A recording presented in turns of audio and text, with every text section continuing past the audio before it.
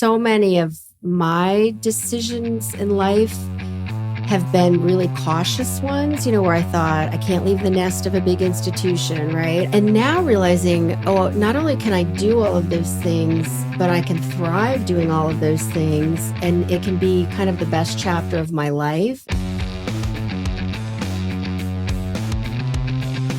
Welcome back to another episode of the Startup Junkies podcast. Thank you for tuning in wherever and from however you're tuning in to us today. Like, share, subscribe, all that great stuff. My name is Caleb Talley. I'm a startup junkie, and I'm joined by my startup junkie co-host, Jeff. Hey, glad to be here. Welcome back to the show. Thank you.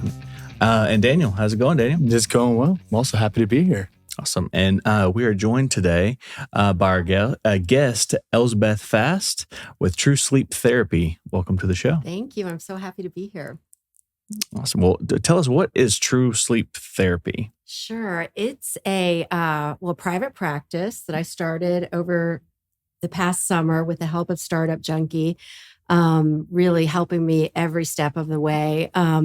But it's a therapy practice specializing in cognitive behavioral therapy for insomnia, which is the number one evidence-based therapy for insomnia disorder. It's endorsed by the American College of Physicians. It's actually the only mental health intervention that this big medical organization has said all of the research shows this is by far and above the most effective therapy for insomnia. It's incredibly hard to access almost anywhere in the country because there are fewer than 700 providers trained in behavioral sleep medicine.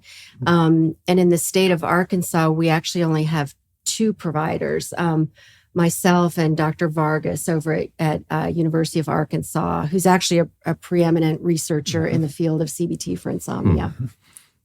Oh, that's awesome. Can you kind of tell us a little bit about what is cognitive-based therapy? Yes, I sure will. So CBT for insomnia stands for cognitive behavioral therapy. And what we look at in CBTI is how your thoughts, how you think about your sleep impacts your ability to sleep, and also what behaviors you might be engaging in to try to sleep that might actually be contributing to poor sleep. So I'm sure all 3 of you have probably had a bad night's sleep. And if you think about what you do the next day to cope with poor sleep, like maybe taking a nap, excessive caffeine use, maybe getting in bed earlier than you normally would the next night, all of those things actually can contribute to your insomnia. So in CBTI, we look at what thoughts and behaviors is someone engaging in that is causing them to have poor sleep. And also kind of I always describe to people the recipe for good sleep is having a strong and properly placed circadian rhythm. Your circadian rhythm, we all have a 24-hour clock inside of us that dictates our body temperature, when we digest our food, when we metabolize certain medications, and harnessing the power of your circadian rhythm and sleeping in alignment with where your natural circadian rhythm is. Your circadian rhythm is kind of like your eye color. It's something that you're born with. It's sort of set up, and people can actually develop insomnia by having to work a job where maybe, for example, I'm an intermediate type. Probably most of us are an intermediate type as far as our circadian rhythm. But I had a job for a while back in DC where I had to be there at 6 a.m. So I had to get up at 4:30. So I could not sleep in alignment with my circadian rhythm. And things like that can really disrupt your sleep. The next thing that we do to improve your sleep is strengthening your sleep drive, which is your hunger for sleep. You really need to be hungry for sleep at night in order to fall asleep. Most of us use what I call external cues for sleep. So we say, it's midnight. I have to get up at 7. I better get in bed. Or my wife's getting in bed. I better get in bed. Or my show's over. I better get in bed. We've gotten away from really paying attention to our internal cues for sleep, which are, sort of like our internal cues for hunger. We know, don't sit in front of a plate of food when you're not hungry. Wait till you have the internal cue for hunger. But we've really sort of universally, not just in the United States, but across the world, we've developed some really bad habits that have contributed to kind of an epidemic of insomnia. So CBT for insomnia is really getting back at sort of the core elements of sleep. The third thing that we work on is decreased arousal. And by that, I mean, I don't know if you've ever had the experience of being really tired but wired, where you can't shut off your thinking at night. So we teach you techniques to quiet down your It's like thoughts. every day of the week. Yeah, that's what I was going to say. Right, Too. Every exactly, night, right? exhausted and still completely wired. Yes, exactly. It's really common. And the more you try to just say, stop thinking, right? Those thoughts are going to knock on your door even stronger, right? So we quiet down the thinking at night, and we also help teach people how to promote a relaxation response. So learning how to kind of surrender into sleep. So that's sort of a broad overview of how it works. It's about a 6 to 8 session therapy. And most people that come in have moderate to severe clinical insomnia. And 6 to 8 sessions later, they have no clinical insomnia or subclinical Wow. insomnia. Oh, wow. Yeah. Amazing. That's pretty impressive, because usually therapy, it takes 15, 20 sessions to see results? Exactly. Yes. And this is a really what we call an evidence-based therapy. So it's a therapy that is highly researched. It's, we know through repeated research studies that it's the most effective therapy for insomnia. It's time limited, and we collect a lot of data. So we don't just sort of cross our fingers and hope it works. Every session, we're making sure that we're on the right track and that we're making progress. Yeah, that's awesome. What treatment do you recommend for a 2-month-old? Oh, gosh.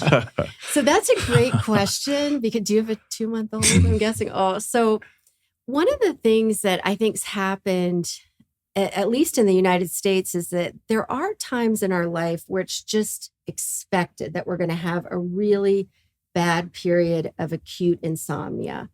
And that's normal. That's part of being a human being on the planet, right? Like the stress that comes with, and actually when you have a newborn and you don't have the opportunity for sleep, we don't even categorize that as insomnia, because in order to meet criteria for insomnia disorder, you have to have difficulty sleeping even though you have the opportunity to sleep. So unfortunately, you don't even have the opportunity to sleep, right? I got more opportunity than my wife does. But. Yeah, you do. Yeah, your poor wife. But she doesn't like that joke.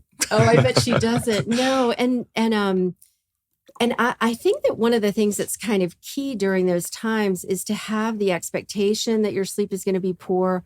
What happens to a lot of people, it's what they do to cope with the sleep loss, right? So definitely for your wife, of course, like napping, we would say absolutely nap when the baby naps, right? Whereas someone with insomnia disorder, I would say, I want you to do everything possible to not nap, right? Because we want to really build up that sleep drive for the next day. But what happens in this country, and Arkansas in particular, is one of the states that has a high number of prescriptions for sedative hypnotics and benzodiazepines for sleep. Those are medications that are usually prescribed just for short term, but people with insomnia have a lot of difficulty not taking those medications every night because they have so much anxiety about their sleep.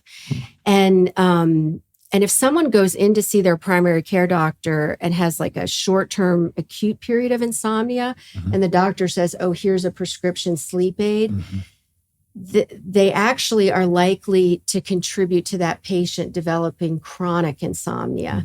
Because the first night you take that medicine and you sleep great, your brain's going to say, oh, my body can't do this naturally. I'm going to I'm going to put this off on a medication to do its job. So people who have really severe chronic insomnia, they essentially lose faith in their body's ability to sleep. And part of my job as an insomnia therapist is to really convince them of the wisdom of their body and show them that sleep is not something that you do. Sleep is something that happens, and your brain is kind of getting in the way of your body's natural mechanism. Yeah, That's awesome. About a year ago, I was taking just over-the-counter melatonin, and I had to stop because I needed it every single night. About a month later, I was like, I got to stop this because I can't sleep without it. Good for you. Yeah. And one of the problems with melatonin is that because it's a supplement, it's not regulated by the FDA. So, and melatonin can be really helpful for jet lag or if you're traveling to another time zone. But most of us have the amount of melatonin in our brain that we need to get sufficient sleep at night anyway. And the melatonin you buy over the counter, there's been a lot of research showing it's so variable, the actual amount of melatonin, that even from the same manufacturer in the same bottle, one pill might have 1 microgram and one pill might have 10 milligrams. So it's really like a guessing game what you're really going to get with inconsistent. that. Yeah, but good for you. I love it when people sort of listen to the wisdom of what their body's telling them, which is what you did. Yeah. I did a bunch of research for a project about a year ago. I'm still a college student, so I did some research.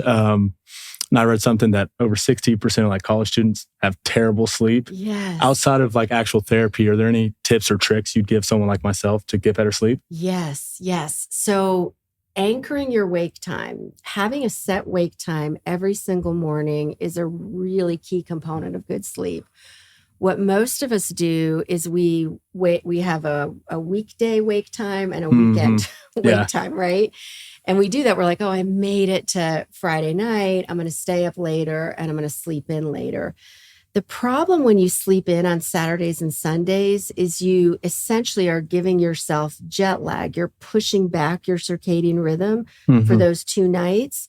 And I don't know if you've ever done this, but I know for me, the times where I've slept in, say on a Sunday, when I should probably be getting in bed by 11 or midnight on Sunday night, I'm not tired. You're not tired, right? yeah. Because I've slept in. So that feeling of not being tired at your normal bedtime is that you haven't been awake a sufficient amount of time to build up that sleep drive. So just anchoring, having a set wake time every morning is an incredibly useful thing that people can do to improve their sleep. It kind of sucks to do it. So people don't want to do it is the problem. Yeah, that's great advice. Yeah. Give us a little bit more about your origin story, how you came to this area, this practice. Take us back in time a little bit. Sure. Yeah, absolutely. So I moved here from the East Coast, from the Washington, D.C. area in 2013. And I was working for the VA in Washington, D.C. at the time in the PTSD program, actually. But I became pretty fascinated with treating co-occurring insomnia and PTSD. Because you can imagine if you are a veteran, say, who's experienced combat trauma, the idea of sleep, even surrendering into unconsciousness to fall asleep, feels extremely threatening. Sure. So a lot of the veterans that I was treating their PTSD at the clinic in DC, we would successfully resolve the symptoms of their PTSD, but their insomnia was terrible. Sure. So at the time, this was back in 2008, the VA was starting to look at the research into CBT for insomnia. And they basically said, hey, are there any therapists interested in getting trained? And, I volunteered to get trained and started seeing patients and delivering the therapy. Right. And I was really astounded. Exactly what you said earlier about doesn't it usually take 12 to 15 sessions? We were spending 12 to 15 to sometimes 20 sessions treating someone's PTSD. CBT for insomnia, in the few just consultation cases, I was resolving their insomnia in 4 to 5 sessions. Wow. And I thought this is incredible because when you treat insomnia, when you restore someone's sleep, you restore their mood, you decrease their suicidal ideation. Sure. There's all kinds of health benefits that come with treating insomnia because we now know insomnia is a very active process. It's not just sedation, your immune system and your memory consolidation, all kinds of amazing things are happening in our brains and our bodies while we sleep.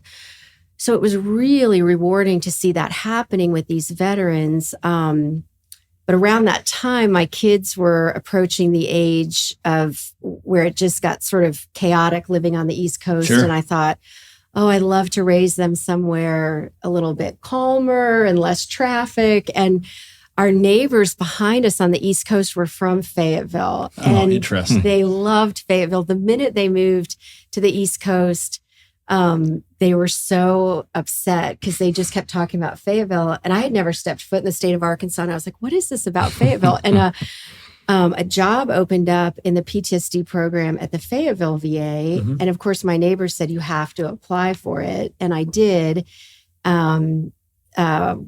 accepted that job and moved out here. First, I flew myself out here and just sort of fell in love with Fayetteville. Sure. You know, I went to Mount Sequoia and the library and just, I mean, it's such a unique place. And I can't imagine ever leaving here. But so I worked at the Veterans Healthcare System of the Ozarks for from 2013 up until 2023. And there I started working, I was managing the outpatient PTSD program, but I also started working as a national trainer and consultant for the CBT for Insomnia program. Gotcha. So training other therapists across the country within the VA system how to deliver the care.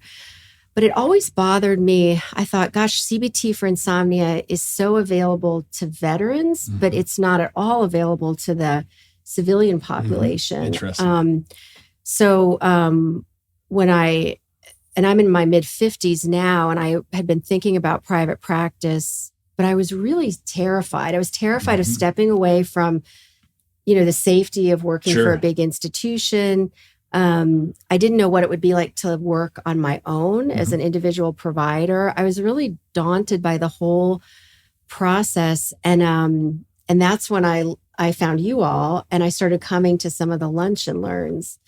And that was, I didn't really know what to expect because I thought, oh, this will just be some information session. I don't know what this will be like.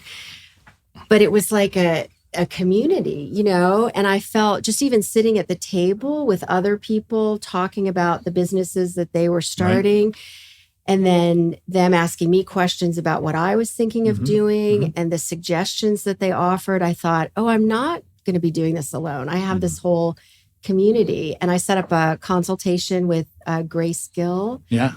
And oh my gosh, she told me, and especially just being an older person, I mean, the reality of I didn't know how to post on Instagram. I didn't know what a Google profile was. And Grace really talked me through sort of every step of the way. And she said, do you have a business plan? And I was like, I don't know what that is. And so she sat with me and sort of laid it out and kind of step by step, it became more and more accessible to me. Fantastic. And then kind of the game changer for me was I attended a lunch and learn here where Nicholas Sammer from the Throughline Agency was giving a talk about brand meaning. And from someone with a mental health background, I was like, oh, that's kind of interesting. And I didn't really know what he was going to talk about. Well, he gave this incredible, I mean, it was the kind of talk I think you would see at like a world-class university. Sure. And it was about Carl Jung's archetypes and about how Carl Jung is a Swiss psychoanalyst, psychiatrist who developed sort of these core archetypes present in the human unconscious, basically like the magician, the sage. But he went through sort of historically and tied how some brands have succeeded as a result of them really finding that core meaning, related to a specific archetype. And it was a fascinating talk. And during the talk afterwards, everyone in the room, started talking about their different ventures, and we were able to start identifying for one another, oh, that sounds like a magician archetype, or that sounds like, we were all throwing out ideas, and it was really interesting. And probably a couple weeks later, I reached out to Nicholas thinking, oh, they only work with probably large firms. I looked on his website to sort of see what kind of work Throughline did. And even though I had no idea how to launch my own business, I did have an idea of the sort of aesthetic that I was looking for. And also the fact that I really I feel like there's a lot of marketing in the field of mental health that's not based in science. And because of my background at the VA and at other sort of academic institutions, I really wanted to make sure that the information I was bringing through social media and advertising was based in science, that it was not sort of pseudo science or my opinions about things, but like real information that people could gather that was research based. And so anyway, I talked to Nicholas and I said, hey, is there any chance you would work with a one-person business with a limited budget? And he said, well, let's talk, and I could tell immediately, like he understood what I was thinking about. And he has a team that included a professional writer, an attorney, a really gifted photographer and video guy.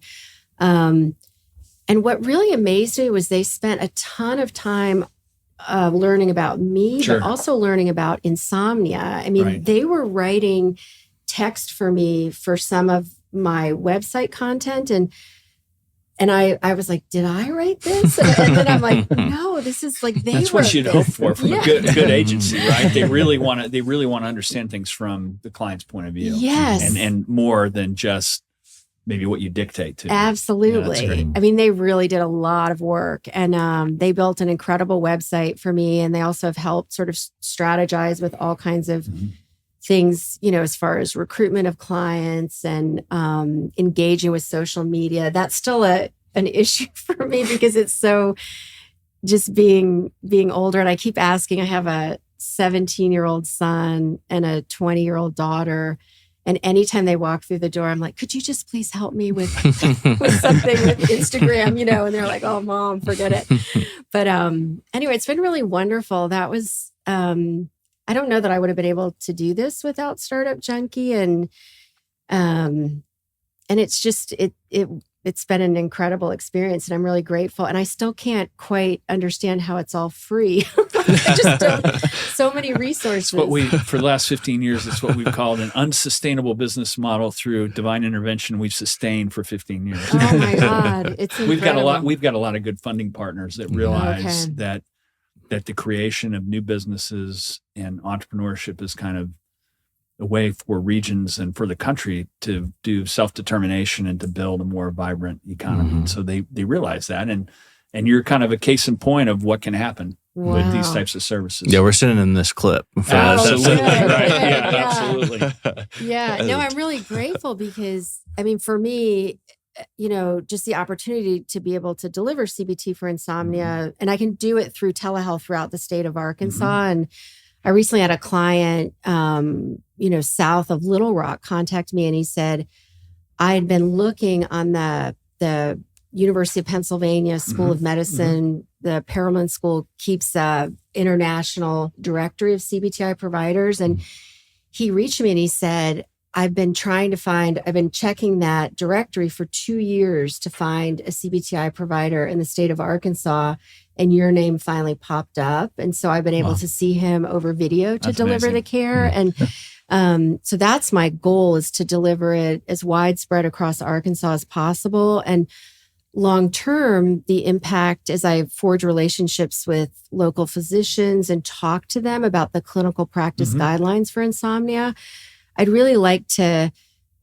decrease the numbers of sedative hypnotics and benzodiazepines prescribed for sleep, and just improve the overall sleep in Northwest Arkansas. Because I think one of the other dynamics of a location like Northwest Arkansas that has this booming business economy is that sleep is affected greatly by people just grinding, working, into the night, and a lot of pressure, right? And there's all these wonderful things that come with building a robust economy.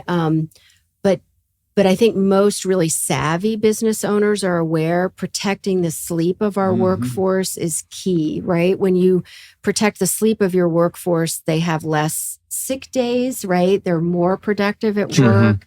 They're less depressed. They're healthier. They have stronger immune systems, right? So businesses that are interested in preserving the sleep, of their workforce, I'd love to be involved in that. It seems like, and correct me, I've got at best a layman's understanding of a lot of these issues, but we talk a lot about social determinants of health, and it seems like inadequate sleep is one of those things that can lead to so many other bad outcomes. Absolutely. Health outcomes, behavioral outcomes, and whatever else. I mean, how would you putting it in that context of social determinants of health, where does insomnia or inadequate sleep fit? Oh, it's such an incredible point. So poor sleep affects every area of somebody's life. And to me, one of the things that's really exciting about sleep was, up until fairly recently, we thought of sleep as just a very passive state, like sleep is sedation, right? And that's why when these sedative hypnotic medications came out and people were taking them and saying, oh, I think I slept pretty good. Doctors were apt to prescribe them, not understanding, these medications actually affect the architecture of your sleep. And the architecture of your sleep is incredibly sophisticated.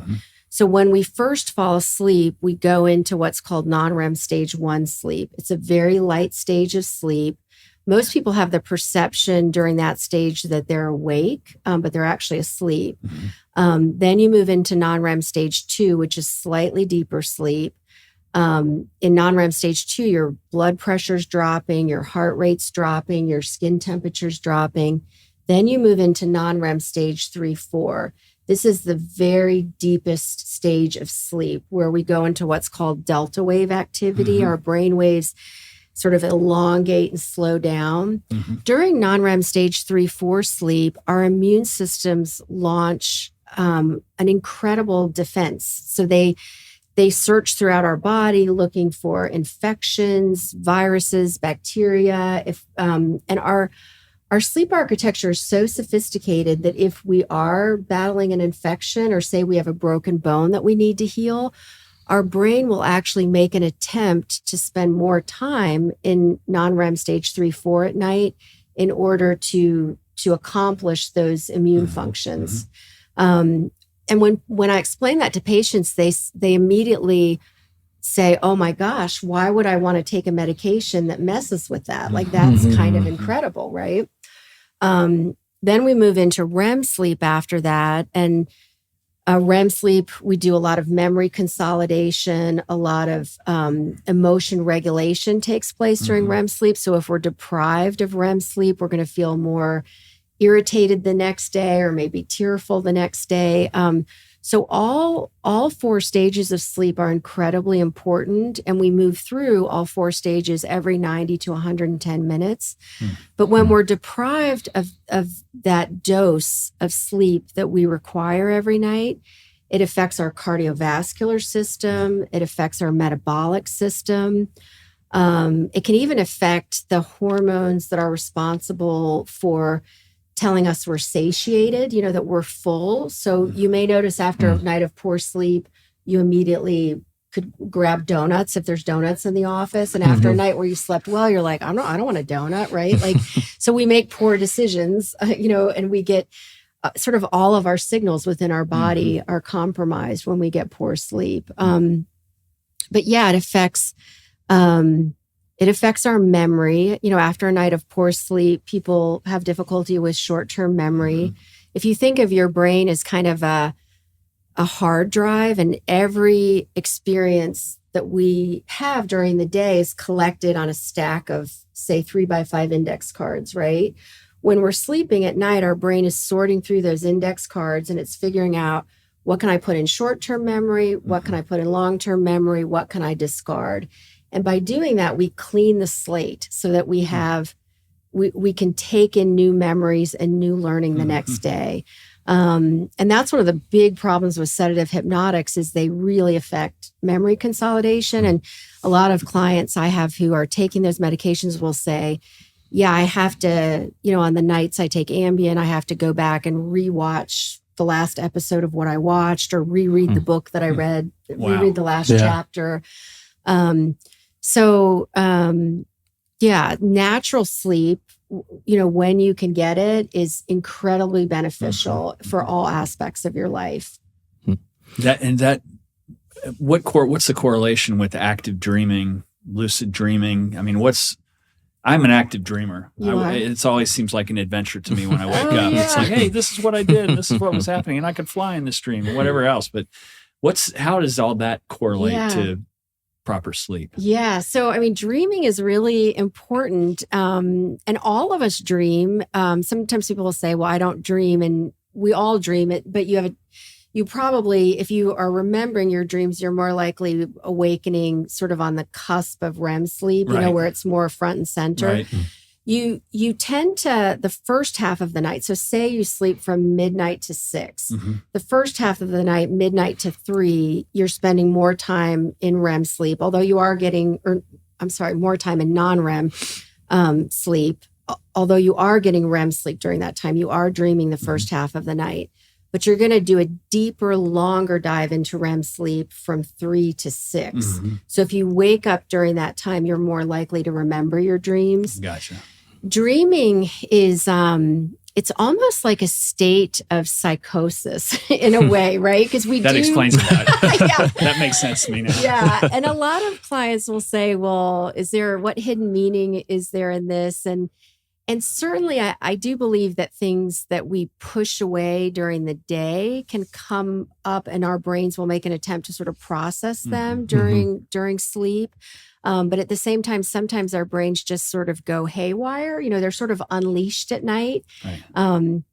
There is a disorder called REM sleep behavior disorder, which is interesting because for people without REM, for the vast majority of us, when we are in REM sleep, our bodies go into a state of paralysis. And if you think about that, that's really important for safety, right? We don't want to be, like if you have a dream that you're flying, we don't want you imagining you're flying, right? Or going to the bathroom. Actually jump out the window, yes, right? Yes. But there is a disorder, unfortunately, called REM sleep behavior disorder, where patients are not paralyzed during REM sleep, and they actually will act out on their dreams.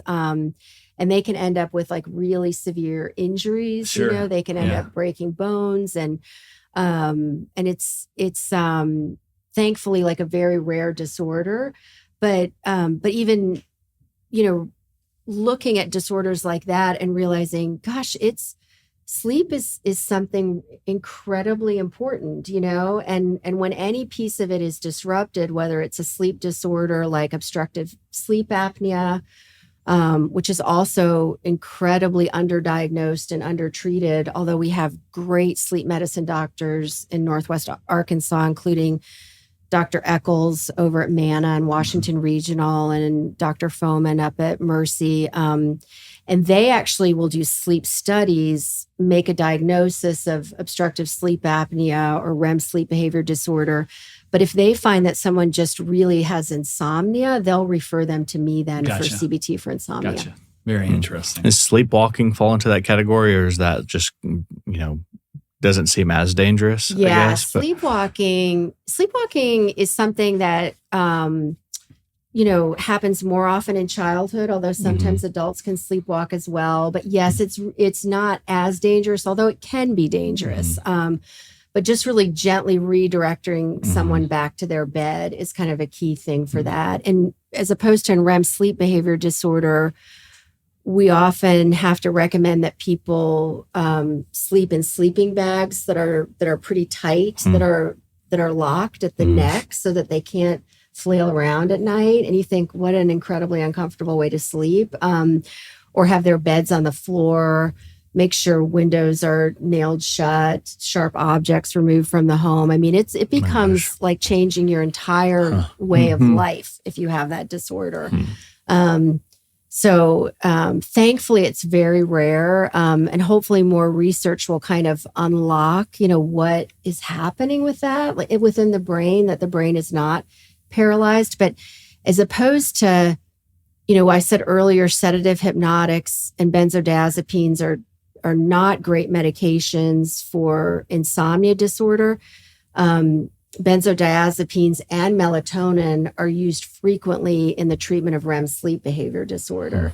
So that's the other kind of important piece of this. I tell clients, if you go to a therapist that says they treat sleep, make sure that they have training in sleep behavior disorders, because you really do not want to do CBT for insomnia with someone who has REM sleep behavior disorder or who has untreated obstructive sleep apnea. You can actually cause more harm than good in those cases. So part of my job is, it's wonderful when I get a referral from a sleep medicine doctor, because I know they've already done that piece for me, but I'll screen for possible sleep apnea or other sleep disorders. And if I have any question in my mind that there's something medical or organic contributing to that insomnia versus more of their thinking and behaviors, I will refer them first for medical evaluation.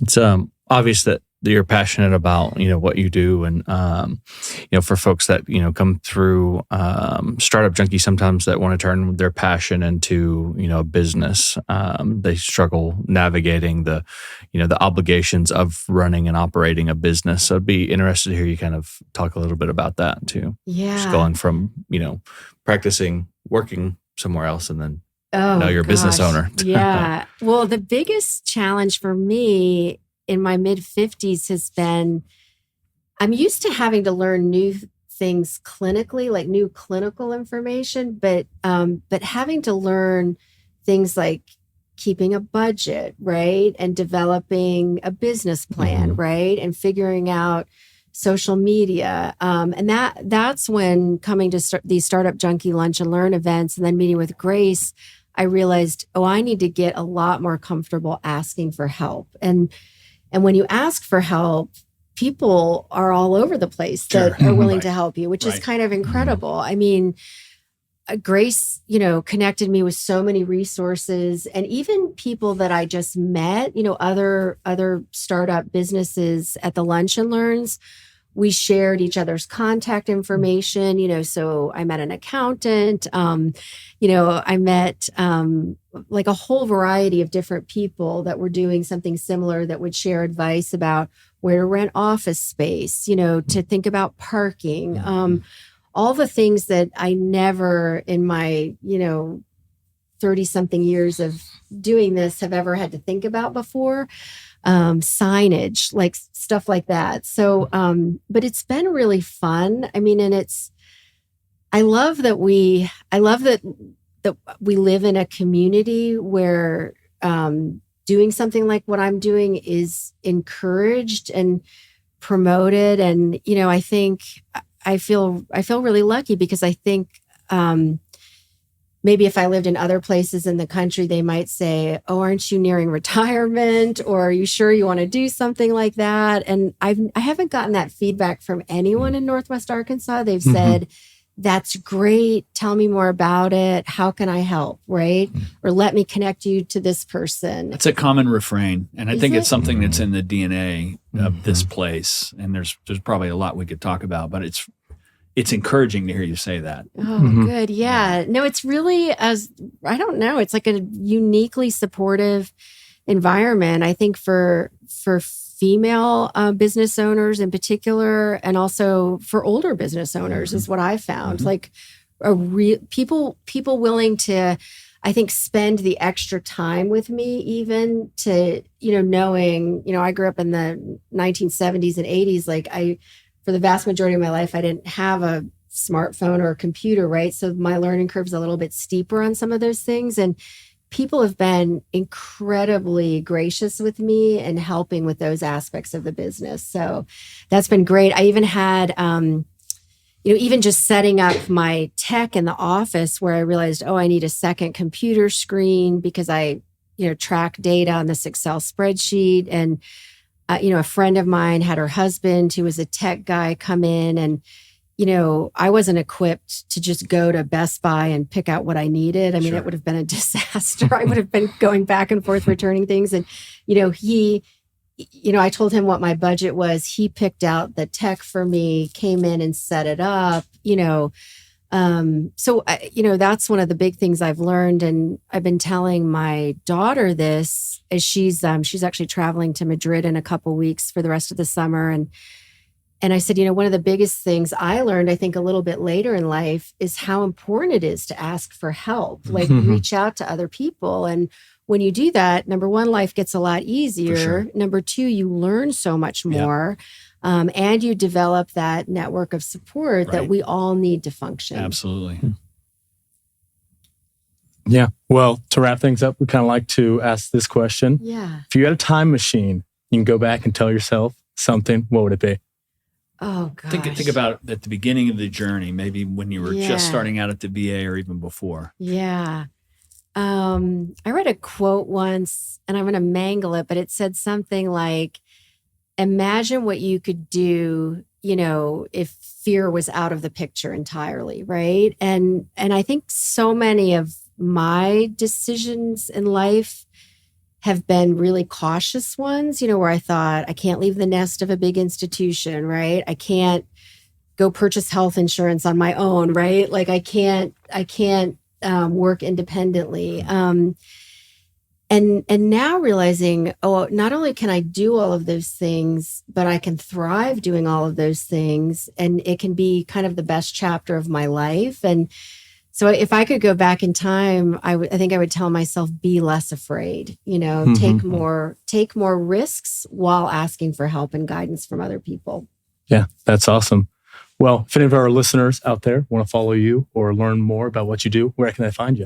They can find me at True Sleep Therapy. And thanks to Nicholas and my daughter, I'm on Instagram and I'm on Facebook. And I have a great website developed by the Throughline agency that I met through Startup Junkie, and that's at truesleeptherapy.com. Okay. That's awesome. Thanks for coming on. Thank you for coming in today. Thanks Fantastic. so much. Appreciate it.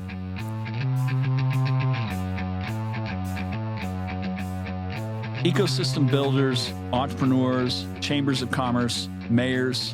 If you're interested in taking your economic future into your own hands, we've got a book that can help you. Creating Startup Junkies, Building Sustainable Venture Ecosystems in Unexpected Places is the guide. It's a little bit inspiration. It's a little bit toolkit. What it will allow you to do is take your economic future into your own hands and build a sustainable small business, innovation, and entrepreneurial ecosystem in your backyard. If you'd like to hear more, check out creatingstartupjunkies.com. The Startup Junkie podcast reaches over 100 countries and has had over 100,000 downloads. If you're interested in reaching some of the most motivated and engaged innovators and entrepreneurs on a worldwide basis, give us a shout.